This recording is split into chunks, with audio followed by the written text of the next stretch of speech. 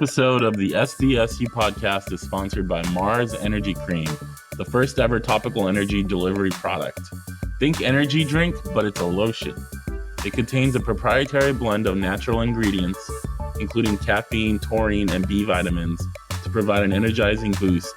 And unlike traditional energy drinks and gels, Marz Energy Cream is sugar-free, contains no artificial flavors, colors, or preservatives.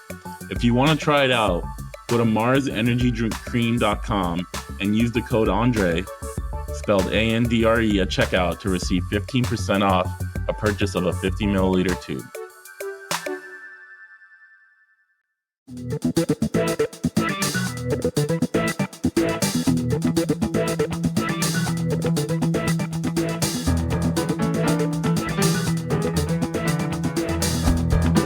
You are listening to the SDSU podcast presented by the East Village Times with your hosts Andre Hagberdian and Paul Garrison. Welcome back, listeners, to the SDSU podcast. I'm your host, Andre Hagberdian. We'll be joined by my co-host, Paul Garrison, shortly. This is our 100th episode.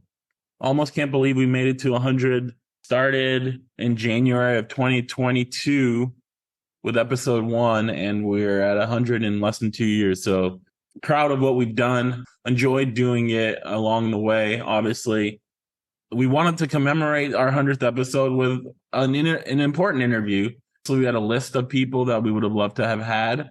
But we are an SDSU podcast, and having JD Wicker, the SDSU Athletic Director, on the podcast to give us a run through of some of the more prevalent and important topics around San Diego State athletics and his philosophy on hiring coaches, leadership, things like that. Hope you guys will enjoy it.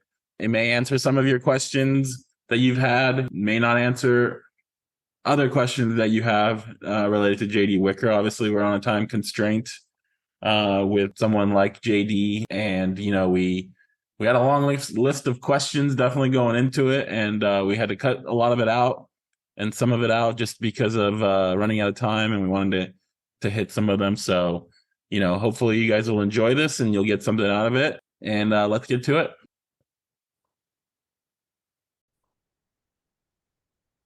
We want to welcome San Diego State's Athletic Director, JD Wicker, to the podcast for our special 100th episode. So we're honored that we have you as our special guest for this episode. How are you doing today? Doing well. I appreciate the honor of getting to be the guest on the 100th episode. Certainly appreciate all that y'all do to cover the Aztecs. Y'all are everywhere, literally Honolulu to San Diego and beyond. Yeah, and Honolulu is definitely an experience for sure. To start off, just general questions, like, we've noticed at least San Diego State under your command has held a promote from within philosophy with regards to head coaches. Obviously the head coach in waiting role that Coach Dutcher had officially, I think that even predated you, but Stacey Newman, Shaun Cole, they're recent examples of what they've told us that they've tried to kind of use that model as well. Could you explain your philosophy in hiring coaches and if hiring from within is important to you? Yeah, I mean, I think if you look at your program overall and the culture of your program is where you want it to be, and you have successful, assistant coaches who have shown the capability of moving up to the, into the chair, and it, knowing that it's gonna be a new experience for them. It might take them a minute, but knowing that you think they can be successful, then it makes sense to hire from within. Because as Dutcher, I think, said when he got hired, a lot of coaches are coming in to change the culture. Well, I helped build the culture. So that's why it's made sense to, in some programs we go outside, some programs we stay within. Specifically with Coach Cole, because he's the most recent hire, can you walk through that search and that rationale, ultimately promoting him as a head coach? Yeah, I mean, we've obviously had a couple years with Shaun. He's done a great job with the pitching staff. And if you looked and the student athletes respected him, everyone in our building, how he had handled himself, whether it was with, the compliance staff, the academic staff, whomever had good interactions. And then if you look at his resume, I mean, he's been with the Padres, he's been with USA Baseball, he won a national championship as the pitching coach at Arizona, that he's one of those people that he knows your program. He knows the players within your program. He's someone that we think can be successful if given that opportunity. So it made sense to promote him into the head coaching role. We had the opportunity to have Shaun Cole on the podcast now twice. And the last time we spoke with the entire coaching staff. And, aside from just their own chemistry, I think the thing that stood out was when they responded to the question about the potential of SDSU baseball. As you look at the program and the potential for what the program could be, what do you see as the potential for the baseball program? Yeah, I mean, again, you're in San Diego, California. It's a great place to come and play baseball. We obviously have great lineage. If you look at the people who have come through our program, the players that are now playing professionally. So, it's one of those things. It's a great place to come play baseball. There's a lot of talent in Southern California. There's a lot of talent in the state. So we can tell people, hey, come to San Diego. You're going to get an opportunity to play the best teams out there, because teams are always wanting to come south, in the winter, or winter for them. And you're going to have a chance to develop into a player who can play at the next level if that's what you want to do. Plus, you're coming to a place where you're getting a great education. You're also, what we do with our life skills program, you're going to leave San Diego State as a very well-rounded person that's had a chance to be successful academically, athletically, and through the life skills program. So they look at our baseball program and the successes that we've had and the ability to send people into the pros and see it as a positive, as a place they would want to come and play. Well, there's been a lot of accomplishments by the athletic department in the last 5 years and the university as a whole. Obviously the work continues, but have you been able to, stop and really appreciate all that has gone on from, winning a ballot initiative, building Snapdragon on time, bringing in the MLS, basketball going to Final Four, softball to the Super Regionals? I mean, these are just some of the superlatives of the teams and the momentum that has been building at San Diego State. Yeah, it's interesting. This is your 100th episode. Today is actually the 7-year anniversary of my press conference. Announcing me as athletic director. So, it's one of those things. It's, if you're standing still, you're falling behind.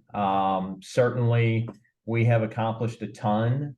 I don't know that we've quite accomplished everything that we had on our list at this point. Some of it due to where we're at, some of it due to decisions by other people, unfortunately. But it's fun to look back at all that we've been able to do and how we've impacted the community of San Diego positively, how we've impacted our fan base, our donors, our alumni, and especially our student athletes. But we also have very high expectations and, want to continue being successful and finding ways for our students, our fans, our donors, our coaches, our staff to, have the opportunity to have a reason to celebrate.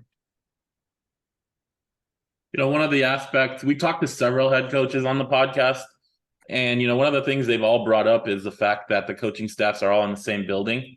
You have the opportunity to build separate offices, obviously can decide to do that in the future, but why do you like this? That I think us being all in one building is a huge benefit. And our athletics campus is basically, on one side of campus. You've got VA House across the street, and then, Fowler, Peterson, Tony Gwynn, softball, swim, all of that all in one area. So that is a massive benefit to us, because all of our student athletes, our coaches, our staff are able to interact on a regular basis. The only place you're going to play is down at Snapdragon. But our coaches, especially for young coaches, able to, find another coach in the building who's been doing it for a long time, who whatever issue or challenge they might be having, they can go sit in the office of a Mike Schrader, who's been here, a long time with swimming and had a lot of success. Mike Friesen, Rocky used to, visit with a lot of our other coaches. Rocky probably knew more about what our teams were doing than I did. I was always amazed that, he always knew what everybody was doing. So that's a huge benefit. And then our student athletes, getting to regularly mix and mingle with the other student athletes of other teams. I don't think it's conducive to a great experience if you have a football building where, all the football players are only ever in the football building, and then basketball's in their own building, baseball's in their own building. I think we give a much better experience to our student athletes with the fact that we're, all in one building. And as we look at, what our opportunities might be to expand in the future, I'd like to keep this footprint. Fowler, Peterson, the police station is next door to Peterson. At some point, the police would love to have a new building. I'd love for the police to have a new building, and then we could have what was the old athletic building. All of the administrative offices used to be, and what is the police building now? And then you go back where the fields are and all of that. Do you expect that to stay the same, or is that potential to build offices, at the new Mission Valley West or things like that? Yeah, right now we're going to move some of our development folks down to the experience center, but development, they're more, they need to be out seeing people, or it's easier for donors to come in and see them. But for the most part, I don't see us moving outside of the area where we're at now. In this day and age, across any sports level, that you see a lot of coaches fired, replaced quickly. You've chosen across multiple sports to have patience, which is kind of a rare quality. Could you talk about your approach to hiring the right people that you believe in, allowing them the ability to lead even if there's some hiccups in the road? Yeah, I think you certainly look at, it's not just wins and losses. Obviously, wins and losses are very important, but what are they doing? How are they helping student athletes grow into, success? We like to say successful human beings. How are we going to graduate successful human beings? Are they running their program correctly? Are we putting all of the resources that we can into them? And then, if you're going to be quick with the trigger, and maybe it's a little different now with the transfer portal, but still, if you're quick with the trigger, then you're resetting your culture. You're resetting everything about your program, and you've got to give people time to build their program. I mean, everybody was so fired up about, Dion in Colorado and what they did the first 3 games of the year. And now you're saying, oh, wait, okay, maybe it's going to take a little longer to get that done. And you have to look at that with all of your sports. If you're just constantly churning coaches out because you don't think they're successful, you're probably not giving them the opportunity to establish what it is they need to be successful. Hopefully I can phrase this question correctly. But one thing that has stood out in talking to multiple coaches who are part of the athletic program is they'll say this little phrase that what works for us at San Diego State might not work everywhere else. And that's kind of in our cookie cutter world, like that's kind of being counterintuitive, right? Does that come from you? And where do they have giving them, like, I guess, the confidence to truly build something that's unique and special to SDSU? Yeah, I think it goes back to Jim Sturp when he was athletic director here, and I worked for Jim for 4 years here, 8+ years at Washington State. And how what's our culture going to be? And again, we're not obviously the richest athletic department out there. So we're going to have to, do things a little differently. But also, what are things that we can do to help the experience of our coaches and our staff and our student athletes? What are the things that we can do to give them, as much in the resource world, or what's the most important piece that we possibly can? We really like to talk about, we're a bit of it's a family atmosphere here. Again, being in one building helps you do that. We try to, we used to do it a little more before COVID, and we're starting to get back into it, where we try to get the entire building together as many, coaches and staff together outside of a work experience. We do a crawfish boil every year to end the season at my house. We used to do it at Jim's house where we get everybody together. We obviously do a holiday party, but we try to do happy hours or other events here and there where you get to build relationships with people throughout the building. And again, it's just not the people in your area, but people across the board. You get to see the football coaches and the basketball coaches or the swim coaches or whoever that may be. So it's different like that. And then we really, some people think it's, whatever the term might be, but, we're blue collar. We work hard. We expect to work hard to win championships. And again, we're not going to have all the resources, but, we've had very good success across all of our sports, playing up, if you will, into, whether it's Pac-12 teams, Big 12, whatever, we think we can win national championships. Men's basketball was, however, 40 minutes away from it. Softball was one game away from getting to the College World Series. And that's the key. Once you get there, our golf team has played, I think we finished fourth one year or fifth, but so we've got opportunities, and, we go out and we find people who want to work hard and they want to develop into something that can, win championships and then turn into a professional career if they have that opportunity.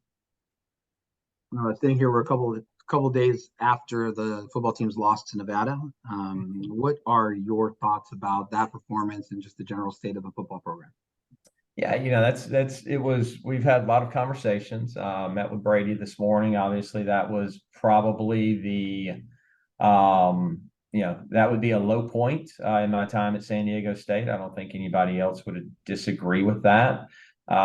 So we've got to, figure out what we're going to need to be successful. And, is part of that's NIL. We've got to really, we've worked on some NIL, but we've got to really develop, the NIL program. Aztec Link is out there, supports football. We're going to, the fan base is going to have to understand that part of being successful in this day and age is NIL, and the ability to, have student athletes, have that opportunity when coming into San Diego. Coaching staff wise, I mean, this is for a lot of it. There has been some change, but we were 12-2 2 years ago, and we were explosive offensively at times, and we were a top 10 defense. So the capability is there. And we're young. We've graduated, defensive line wise. I think the D is, not as good as it has been in the past, obviously, the past couple of years. And I think a lot of that starts with the defensive line. And you look at the guys that we put into the NFL, and some of that's development, who you're recruiting and how long sometimes it takes us to develop a guy. We're not necessarily going to get a guy that's going to come out of high school and be able to start on your defensive line and, be an immediate impact. So, but we're working hard. We're looking at, all aspects of the program. And, I know the fan base is eager for us to get better. I've definitely got the emails that tell me so. A lot of passionate fans out there. Some, inappropriately passionate, but, we'll continue working hard to put the best product on the field that we can. Piggybacking on the earlier question about patience and coaching, this is obviously Coach Hoke's fourth year since coming back. What you talked about meeting with Coach Hoke and talking about the things to do. What is your confidence level at this juncture that Coach Hoke is the right man to lead the football program moving forward?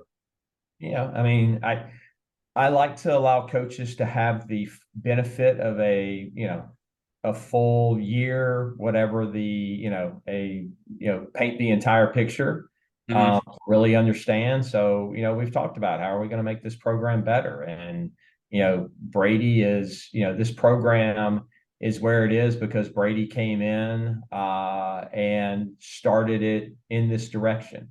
So we'll continue to sit down and look at what elements he thinks he needs assistance with. And, make the decisions on how best we can help support that and help support, our student athletes to be the best that they can be and get the right kids in here that, and again, it's athletic success, but it's also good human beings and kids that can be successful in the classroom as well. You mentioned earlier about transfer portal kind of impacting how coaches can come in and change the players. Obviously, existing coaches can also do that. Is that going to be an emphasis this offseason? Because maybe in the last year, it wasn't as successful as maybe it could have been. Yeah, I think you have to look at the balance of, one, what are you bringing in from a high school standpoint, and where are the areas that you really need to fill in or you need to address in the transfer portal, and see what you can, see who you can bring to campus. It's a little bit of a, it's one thing to be able to sign a high school kid and you've got them. It's another thing waiting on the transfer portal and figuring out now you've also got the spring transfer portal as well. But I think you've got to have the right mix of high school kids coming in and then transfer portal that can come in and have an immediate impact. I think you look at what Dutch and men's basketball have been able to do on both sides. And this goes back, Steve Fisher was one of the original with transfers and getting bounce backs. I think Stacy Newman has done it very well in softball as well. So there's a formula there, and it's a little different by sport, but you do have the opportunity to really change your roster or at least fill holes that need immediate help through the transfer portal now. And the last thing on this topic is, Coach Hoke has 4 years left on his contract. He got an extension after that historical 12-year season. Is that something that was done with the intention of boosting recruiting because you have a coach there for a longer period? You talked about high school recruiting and having someone that's coming in knowing that their coaches are going to be in place for, the next 4 years that they're going to be there. Yeah, I think after the 12-2 season, we were, one, coming out of COVID. Brady navigated COVID very well. People understand how hard COVID was.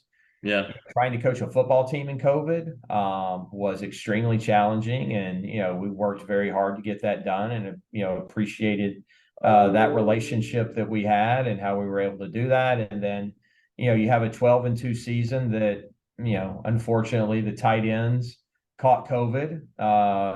Basically we had to change our entire offensive game plan on Wednesday night before the game, so that impacted our ability there. But then the Frisco Bowl was really good. Last year was obviously difficult, but coming off a 12-2 year and, kind of knowing what the background was, it made sense to, extend Brady. So, after this season, he'll have 3 years left.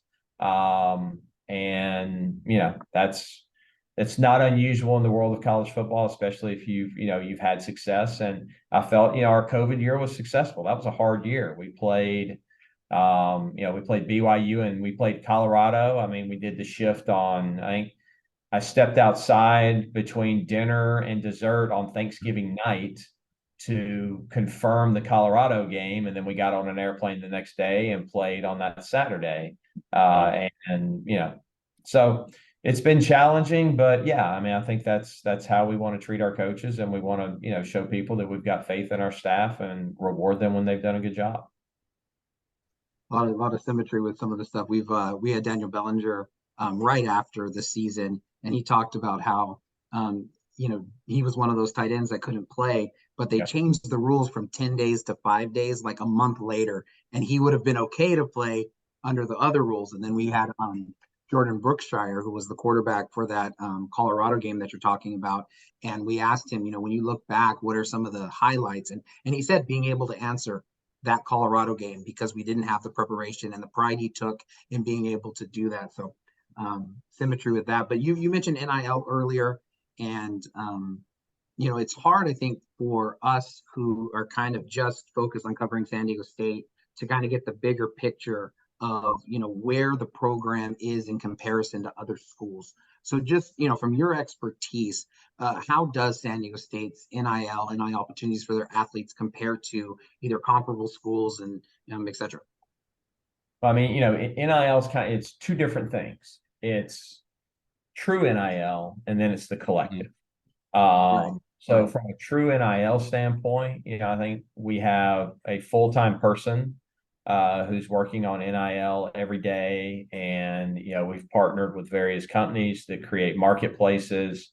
So educating our student athletes on what NIL is, how to build your brand, what are the things that you need to work on, all programmatically within the building, how we help a student athlete take advantage of it. I think, we do as good as anybody in the country. Brendan, is also out, in the community and trying to educate people on, small businesses or whatever. Hey, you can use our student athletes for your NIL. Here are the pathways to, connect with student athletes through the Open Doors Marketplace, or reaching out to them on their social media handles, those types of things. From a collective standpoint, we've got the Mesa Foundation that we just partnered with, and announced that earlier this week. They support men's and women's basketball. They're doing a really good job. So I think we're in a great spot from a basketball standpoint and what Mesa's doing. Aztec Link looks at football and, some other sports. And they're still kind of getting up and running and, kind of figuring everything out. But they are interested in, really, finding ways to get as many student athletes involved. And it's not just purely in the collective standpoint, but they're also, I think, talking to businesses and how can they connect businesses and, student athletes together to help them find those. Because, again, you look at what Lamont's been able to do, after he hits the winning shot against FAU, he did a photo shoot the next night, after he had finished his, Aztec duties and everything Final Four related. He did a photo shoot. And, so that's what, NIL is really about. So it'll be interesting to see how at the national level, discussions in Congress and, other elements move. And, if something's going to happen by, next spring at the latest related to NIL. I think the NCAA is going to pass some rules as well related to NIL. So we'll have to see how all of that impacts the current nature that NIL is. Yeah, and a perfect segue into the next question. The idea that NIL was never supposed to be pay to play, but it's the open secret that that's just kind of what it's turned into. Even, beyond people's best intentions, sometimes things can get out of control. What do you think is the optimal, I guess, balance and being able to like, I guess, what would you like to see NIL be? Yeah, I mean, I think NIL should be, student athletes being able to take advantage of their name, image, or likeness. And there should be a market rate component to it. I mean, again, saying, hey, to get the best quarterback in the country, we're going to have to spend $500,000. That's not NIL, that's pay for No. play. Right. But if, you get, Caleb Williams is out doing, again, all the ads he's doing now, whether it's Heisman House or I think he's doing Dr. Pepper, might have a Taco Bell commercial. I mean, that's true NIL. He's out Yeah. celebrity doing that, as opposed to, whatever the collective may be that's paying him X amount to just, I don't know, show up and sign autographs and do some other stuff like that. So I'd love to see some type of market rate component to it. So you could truly, measure, if you're bringing a student athlete in, what are the things they're going to need to do, or what are the opportunities that you have for them? And within that community, what type of money would that generate? You mentioned earlier about, your inbox filling up. I'm sure some of those topics also relate to, Snapdragon Stadium and attendance. It's a topic you've discussed, a lot of times, and there's various topics that go into that. One of those is ticket prices. Can you give us your current evaluation of where that is at the moment and where it could go? Yeah, we're looking hard at ticket prices. Obviously, the data that was utilized to build ticket prices was surveys of our fan base. So again, we didn't just pick something out of the air and say, this is what we're going to do. So now is, we're kind of seeing what's happening. We will We're running different pro formas right now. I mean, the thing people need to realize is we have to pay for a $310 million stadium. So, what it costs to run that stadium, what it costs to build is a lot more than what Qualcomm was. But your experience is also, 180 degrees different from what you had at Qualcomm. I mean, we've got, I'll argue with anybody that seat for seat, we have the best stadium in the country. We're on par with anybody out there from an experiential standpoint. So, but we also recognize that, we need to get people in the seats. So we're going to try to find that number wherever the seat might be in the stadium that allows us to still do what we need to do to pay not only for the stadium, but also to, invest in our student athletes and our athletic department. That's a big reason why we built the stadium, is so we could get better than what we were doing. So we'll do that. They're working on it right now. Our ticket sales folks, Legends, who we've had on board, and then our development folks are really looking at that, and they'll come with a recommendation sometime in the next month or so ahead of renewals and new season ticket sales for next year. One of the things that you guys did last year was reduce prices for the last couple of home games. Was that something that was in consideration this year? We took a lot of heat for that, actually. A lot of season ticket holders were upset we did it. I think we'll look for some unique and different ways to get people into the stadium, whether you're a season ticket holder and the opportunity to potentially purchase, more tickets at a discount or something like that, or, have some flash sales or this, that, and the other. But we're going to look, but people were not happy with how we handled that last year. So we've learned from that, and we're going to try something different. The one that we also hear about is style of play. That's something that people talk about with the offense and things like that. How I guess hands-on are you in kind of, I don't know, dictating conversations about how not just football but any team, like how they should approach trying to win, or how that should look and attracting fans, etc. Yeah, obviously, it's something we talk about, but I'm the athletic director. I am also not a micromanager. I don't believe in that. I believe in hiring good people and allowing them to do their job. Now, going back to when we, interviewed for when Rocky left, it was, we heard then that, we wanted to, see a bit more of bit more throwing the ball, a bit more explosive offense. And so we've talked about how can we, do that. Obviously, at times we saw it during the 2012 season for sure. Some of the explosive offense, you go back to the Frisco Bowl, that was a lot of fun. But it certainly hasn't, risen to the level that, we probably want it. Obviously, Ryan, new offensive coordinator this year, giving him the opportunity to install his offense and run it. So sometimes it takes a minute, for that to happen. But for the most part, I'm not getting involved with X's and O's. That's not my specialty.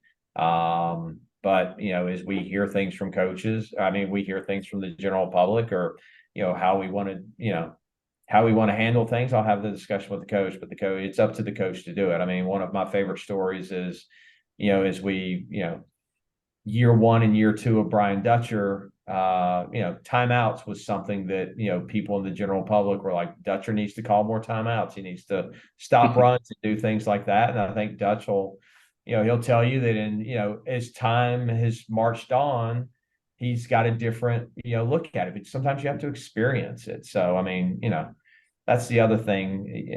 I did get email after year two that I probably made the wrong decision, elevating Dutcher into the head coaching job. And we played in the national title game. So I feel like we did a pretty good job with that. Yep.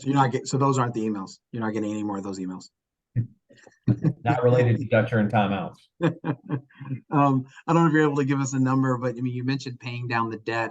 Has just the revenue that Snapdragon has generated, has it been, what the hope and the projections were as it was being built? Yeah, we built our pro forma on 6.5 football games a year and $2.5 million in sponsorship revenue. So we have far exceeded. Wow. that standpoint, obviously our season ticket sales were down this year, so that part of the pro forma is not operating as well. But fortunately, we've got the other part of the pro forma that's operating very well. As we look at that, so the stadium's doing fantastic. I will admit this, it's been more successful than I thought it would, especially in year one with 61 full venue events. Obviously, some of those were, some of our soccer matches, a high school playoff game, football, where you're not filling the lower bowl. But then you look at, the number of concerts that we've had that, 3 of them completely sold out. The other 3 pretty much sold the tickets that they wanted to sell to feel like they were successful. Dirt shows were really good. They weren't quite as successful as we'd hoped because it rained. Imagine that in San Diego. But we're very pleased with the lineup, and then with MLS coming on board in 2025, that's going to be huge for us. Our last topic before we let you get out of here is obviously conference realignment. We know what happened on August 4th, that Friday morning. We've heard you talk about it. We've seen other people talk about how, that maybe the expectation was that there'd be a grant in rights signed by those 9 members and expansion. Maybe San Diego State was one of them. How close were the Aztecs to a new conference? Was it for 2024? And, what was that morning like for you and your staff? That will go down as one of the worst days of my life from a business standpoint. We worked really hard. I mean, we spent 7 years, and Jim Sturk before that, doing the things that we needed to do to have that opportunity to get into the Pac-12. And, basically they were, going to vote and sign on the grant of rights. And then we were the next topic on the agenda to add San Diego State to the league. So that was it was more than a punch to the gut. And I'll be honest, and I've told my staff this, it took me a month or two to, get back into a better state of mind. And I've talked to ADs in the league that, they fully expected when they went to bed Thursday night that the grant of rights was getting signed Friday morning. Every indication that they had was that was going to happen. So that's been a hard one. You work really hard to get something and you're right there. And this is something that San Diego State fans have always wanted. And USC and UCLA seem to always be there to be a block. And now we've got this, but you know what? Now we've got to go back to work and we've got to keep doing what we've been doing, and opportunities will come. We're in Southern California. We're in a great place. We've invested in facilities. People know that, we're interested in playing, at the top level of whatever college athletics is going to be. We played in the national title game last year with men's basketball. Football's been very successful. We've had a great run. I mean, that's, part of the reason my email inbox is filling up right now is because we've been to bowl game. We've been bowl eligible 13 straight years, and take a quirk in how we decided to handle bowl assignments during COVID. Right. That kind of kept us out of a bowl there. So we just got to keep doing what we've been doing and keep being successful and keep investing in our program, and the academic side of the institution has to continue to grow. I mean, that's been great what they've been, what Adela and the rest of the crew across campus have been able to do. And, we jumped up in the U.S. News and World Report rankings, and that's important to presidents. I realize, from an athletic standpoint, people aren't really paying attention to it, but presidents make these decisions and they want to, associate with like institutions. In one of your interviews with The Athletic, I think it was earlier this year, you mentioned the possibility of the Big 12 as well. Are you able to tell us how far, if any, conversations are had between SDSU and the Big 12, if there was any kind of momentum there? Yeah, I had a lot of conversations with, folks in the Big 12, whether it was athletic directors or, the commissioner. At the end of the day, they were interested in the 4 corner schools in the Pac-12 first and foremost. Could we have taken a massive discount deal to get in there? Maybe, but I don't know how successful we could have been over the next 7 or 8 years if we were operating at such a budget deficit on a day in and day out basis. But it never really advanced that far in the conversation. I think at the end of the day, they would have waited to see what the Pac-12 was going to do, which is what, the conversations I had with them is we needed to compare apples to apples, what was going on. And we wanted to see what the Big 12 and what the Pac-12, what those packages would look like and figure out what fit best for San Diego State. We just never anticipated the Pac-12 would, not exist after this year. I don't know that. Not sure how many people, saw that, had that on their bingo card. Right. So, I mean, as you kind of hold up your crystal ball, I mean, where does, the Aztecs and their conference over the next, 5 years or so, where do you see that trending? Right now we're in the Mountain West and we're happy to be in the Mountain West at this point. Got a TV deal and a schedule and people to play, and I think it'll be interesting to see how the Oregon State, Washington State, Pac-12 piece continues to play out.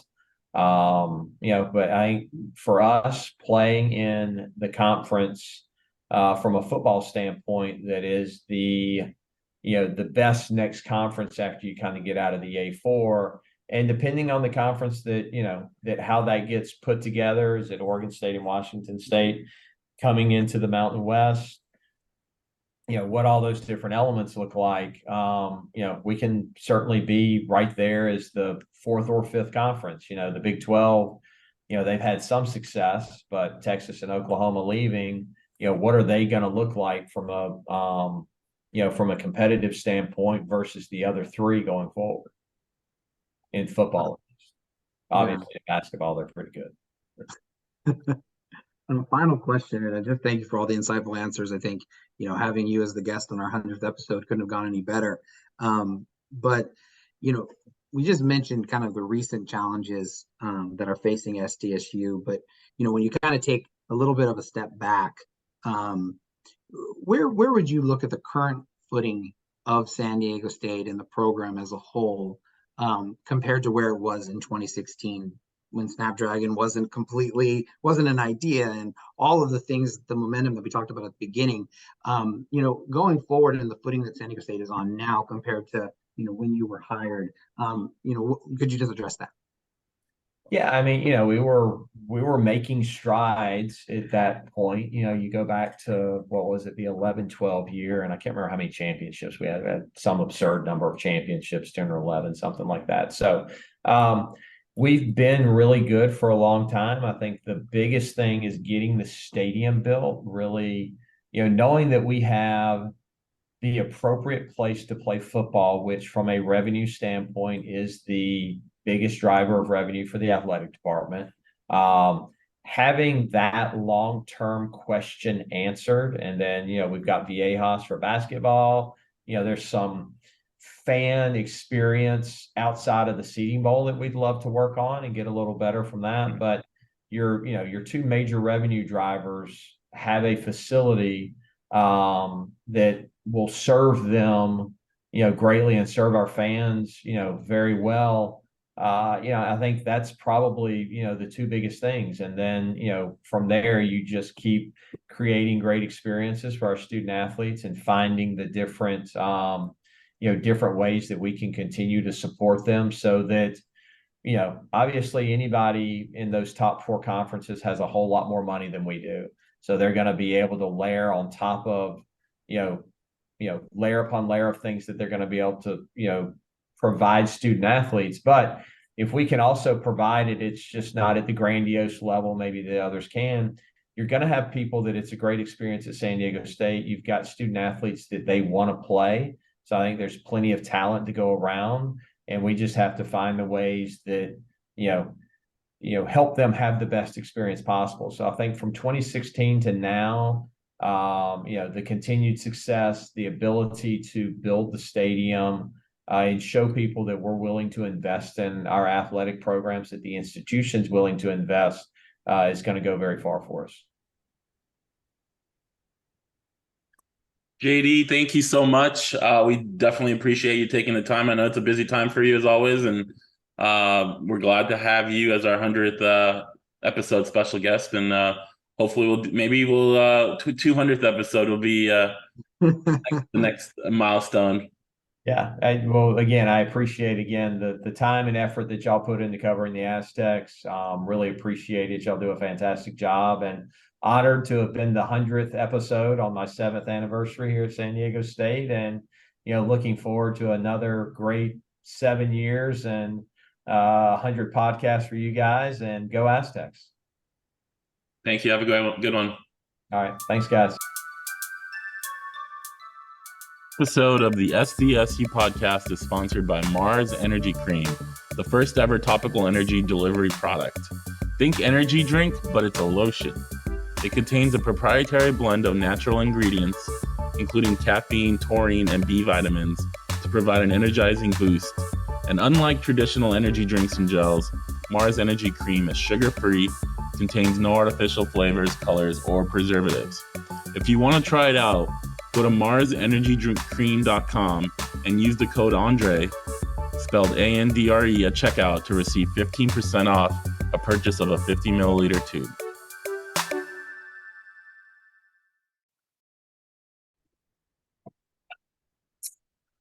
All right, Paul, 100th episode, special guest JD Wicker. We were kind of debating a few weeks ago that this 100th episode was coming up, and so we had some names. I had some names I threw out there. Maybe they were a little ambitious with some professional guys. Got denied on one of them. But, we're an SDSU Athletics podcast, so it's really hard to argue against having the athletic director of the program as a special guest, considering so much is going on with conference realignment, with the football team, things like that.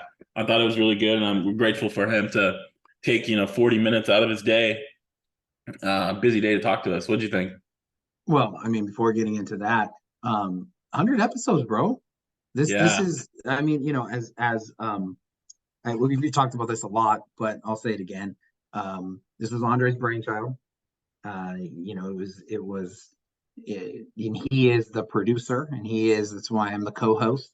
I mean, like, I don't know, percentage wise, I bring the good looks to the podcast, and basically everything else Andre does. So, I mean, all that goes into it, it's just an incredible thing. We'll get done recording this, and you'll continue working on it while we get off, and I'll have another couple of minutes and then get to enjoy it like everyone else does. So, props to you, man. I mean, you really wanted to get something like this off and running, and to get do the 100 episodes, man. I think is just a testament to it. And I don't think, and I would just want to also say before I let you comment on that, is you lied to me. One a week, bro. That's what you. That's what I was gonna say. That's exactly you wrote me in. I was gonna say I got you with one a month, and we ended up one a month. That's what it was. Not even 1 week. It was 1 a month. I was like, oh, I have time for 1 a month. Yeah, no problem. Yeah, maybe 2. We're probably not going to get anybody that wants to come on this podcast. If it gets busy. Yeah, no, that's exactly what I was going to say. It was the SDSU football podcast at that point. But man, I'm so happy with the rebrand, and just the way that my understanding of San Diego State athletics has grown by being able to really pick the brains of all of the leaders, inside of the programs, man, has been great. But initial thoughts specifically about JD Wicker and the interview that he gave. For me, I had the thing I wanted to know the most was the idea that San Diego State has strengths, it has weaknesses, and that they have to craft a student experience, and they have to attempt to win in a unique way that's built specifically for San Diego State. Just like my own personal philosophy, I absolutely think that's the way we should all live, rather than just repeating what we see on Instagram and TikTok. And so, like, I've been fascinated by how often that idea has come up, and to hear him talk about that, it was Jim Sturk who was the person who really you know, it is absolutely, it is absolutely a thing of strength and courage to not just do what every other athletic director does.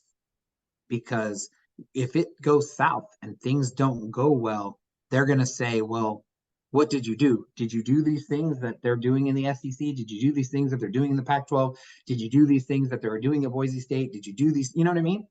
And so to Yeah. have the courage to really say, we're going to be the creators of what it is, I just find that so fascinating. And that was, that was the question that most had my attention coming in. Yeah, I mean, I think considering as we sit here on Tuesday afternoon, we're 3 days after the Nevada game. We all know what happened there. I think the biggest, and I didn't expect Brady Hoke to be fired this week because of everything that JD Wicker has said in the past, and I think he said a couple weeks ago to Kirk Kenny about evaluating at the end of the season. But I know there's probably a lot of fans out there that were hoping and expecting it to happen this week. I think this might give them their at least confirmation that it's not happening this week. Doesn't mean it's going to make them happy, but at least it gives that confirmation that there's, he sat down with Brady today. They're moving forward. Obviously, they've got practice this week, and the coaches are going recruiting this weekend. But I think that, we'll leave our discussion about the Nevada game and the state of the program to, I think, our grades episode that'll come later this week, hopefully. But I think that was the biggest question at hand, how you address that topic, because it's front and center on the minds of a lot of people. And then the conference realignment pieces, I think talking, I really wanted to get more info about that Big 12, what conversations were had. And I think he gave some insight there that maybe wasn't out there before. And maybe the possibility of taking a discounted share from the Big 12 is kind of, I think, potential news. So those are obviously the top two, marquee items, but I think just listening to him talk about his philosophy and all that, I think is good too. And that's, we scheduled as we talked about this 100th episode, when we kind of talked about who we're going to get, we set this up 2-3 weeks ago. We set this up before we went to Hawaii, right? And coming back from the Hawaii game, things maybe look like had turned the corner. And, it could have gotten a win against Nevada, a perfect October, heading into some maybe easy games. But, then suddenly after Saturday, we come to today and, I think those questions got a little bit louder from the outside. But I think he handled them pretty well. Yeah. And I thought, I don't know if you heard, but Brady Hoke went on to 760 on Monday morning, as he does every week. There was a question that was asked to him about the noise surrounding, him getting fired and things of that nature. And I thought his answer was just fantastic. He said essentially that internally we have as much pride in wanting to do a good job, more so than anything we'd ever feel basically outside. So it's like all the pressure can come up. People who want to win us. And I thought that same sort of tone happened from JD, where he said, look, this was a low point. In my tenure, losing to Nevada was a low point. I feel that just as much as everybody else. And I thought like acknowledging that and being able to, I think it showed that same pride, that it was as much of a letdown, and it was as disappointing to him as it was to everybody else. Because more so than any pressure that he's going to get from emails or whatever is happening, he wants to win for his own sake. And so I thought that was a symmetry between how Coach Hoke answered it, because he said essentially the same thing. The fans aren't influencing me to want to win. I have enough pride in what I do already. I want to win. And then I thought there was also symmetry, and you could just see the competitive nature, because he's an athletic director. I remember talking with Coach Dutcher in the locker room after they had lost to UConn, and you wanted to get him to kind of say, that was cool, right? Like San Diego State got to a national championship, and he's like, his response was, I'm so competitive that now I want to go win one. And he was already turning the page and starting to think about like, now I want to win. And, Yeah. there's been multiple times where I have talked with JD and tried to get him to kind of just reflect on accomplishments. And the way that he always pivots and he's like, yeah, it's been great. We've done a lot of great things, but if you stand still, you're falling behind. And now we got to do other things that's going to make our fan base really, really proud. I just thought it was that great, like, competitive answer that, if you're an Aztec fan, you want to hear, right? You don't want to hear that anyone's resting on their laurels or anything of that nature. At the same time, unsolicited advice, man, sometimes you got to stop and smell the roses because as the native San Diegan who has seen, I live in a part of town where there's this, they're trying to put a convention center on the opposite end of Chula Vista. And my parents have been local forever. They've been trying to do this for 50 years to build this thing. And it's finally scheduled to open in the summer of 2025. So for them to do what they did at Snapdragon is nothing short of like one of the greatest like building feats I've ever witnessed as a native, San Diegan. And, I think you got to stop and appreciate that because it really was remarkable. I did hear what Coach Hoke said to that answer from Rich. I think how you explained it might have been what Coach Hoke meant to say. I don't know if he said it eloquently enough for other people to understand that. I think I saw some people's reactions as the answer was condescending, saying that the fans don't matter. And I don't, and maybe the first time I heard it, I kind of took it that way too. But after listening at it, what you said makes sense. I don't know, but I think some people looked at it as a screw the fans kind of comment. I didn't take it that way after I kind of listened to it, but yeah, I mean, you hear most people when they're asked that question talk about, our fans are passionate, they care, but we care too, and we're doing everything we can to change this thing, and hopefully they'll stick with us, things like that. And I think when that didn't come out, I think everybody kind of took it in a different way, and I don't think is really a big deal. But at the end of the day, he's still the head coach. There's 4 games left. We'll see how those 4 games go. And we'll see, the decisions that are made or not made, in late November, early December. Yeah. And I don't know. I don't know that I necessarily said it eloquently, but I think with the current state, and JD talked about this, that in some of the emails, they crossed the line. And, it seems like there's still this idea out there that if any sports team is bad, then you can just take the gloves off and be as belligerent as you want. And that's just like, okay. And so I think that there's a lot of people, it wouldn't matter how the response was to that answer, but I just think that, like, I'll say it another way. If the fans influence a head coach and athletic director, they're not great at what they do, because in just the small little public thing that you and I do, we face so much criticism and so much whatever that if like we're steered into how we're going to cover thing and the voice that we're going to take, and we're going to do that, we would just be bouncing all over the place. And so I just feel like if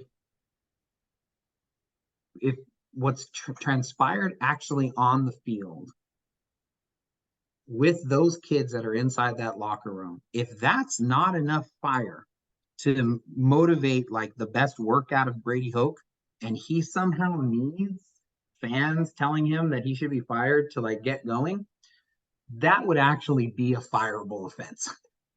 You know what I'm saying? And so like that's the answer that he should give. He should say, look, like I want this more than anybody. And I'm working regardless of what anybody says about this because I have pride in who I am, and so do all of us inside of here. And I think that's exactly what he said. And if people are offended because they aren't important enough in the head coach's opinion, like I'm not sure. Well, but it's a different conversation. JD Wicker. No, but I'll say this one last thing. It's not about what the outside says, whether it's on a tweet or in an email. It's what they do with their money. Money talks. And if those are the people that are buying season tickets and buying merchandise that the university is relying on to help pay for that stadium, and if they're not doing any of those things, or that's where they influence what the university does potentially. Obviously, JD's not going to say that, I'm going to make a decision on my head coach based on season tickets or this and that. But I think that money talks, and I think that factors into it. But I agree with you on what they say versus what they do action wise. Yeah, I still, and again, I liked also how JD said, I don't talk X's and O's with the people that I coach. So I could maybe see JD Wicker or somebody who is one of JD Wicker's lieutenants having their ear to the ground on some of that stuff, but not the head football coach. If the head football coach, I still found it ironic. JD talked about Coach Prime, and I still found it super ironic that when Oregon played Colorado, that the head coach of Oregon talked about how they're doing it for views, we're doing it for real life. And he decided to leave that message to when the cameras were on his locker room. You know what I mean? He obviously was doing it for views and not doing it for the exact thing that he was accusing Colorado of doing. It worked. Yeah. Well, I don't know if it worked, but I think that you and I could have coached Oregon in that game and they would have won. But talent-wise, I think is just such a big gap at home and all that stuff. But my point being is just, I think it's a bad look when winning is not your priority. And then don't get me wrong, all this other stuff I think can be secondary. I think you can care about all of that stuff in the secondary. But at this moment for San Diego State, there is no secondary. They have to figure out how to get through this bye week and start winning football games because, as JD said, it's an evaluative idea of the whole year. I enjoyed his description of Shaun Cole, and it definitely how he described Shaun was what we experienced in our conversations with him. And just overall, I just thought it was a great 100 episode. Yeah, I definitely enjoyed having him on and hearing him in kind of longer. We see JD at football games, at basketball practices, and things around the nature. But having a full-on conversation is the first time I've had kind of a sit-down conversation, even though it was over Zoom. In a long form. So that was really nice and definitely would want to do it again. No question.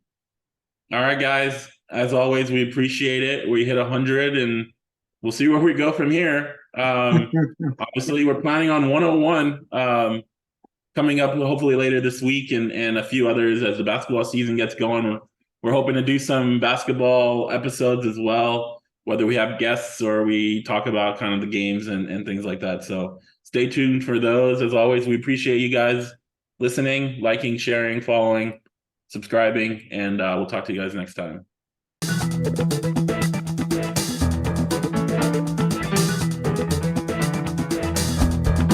You are listening to the SDSU podcast presented by the East Village Times with your hosts Andre Hagberdian and Paul Garrison.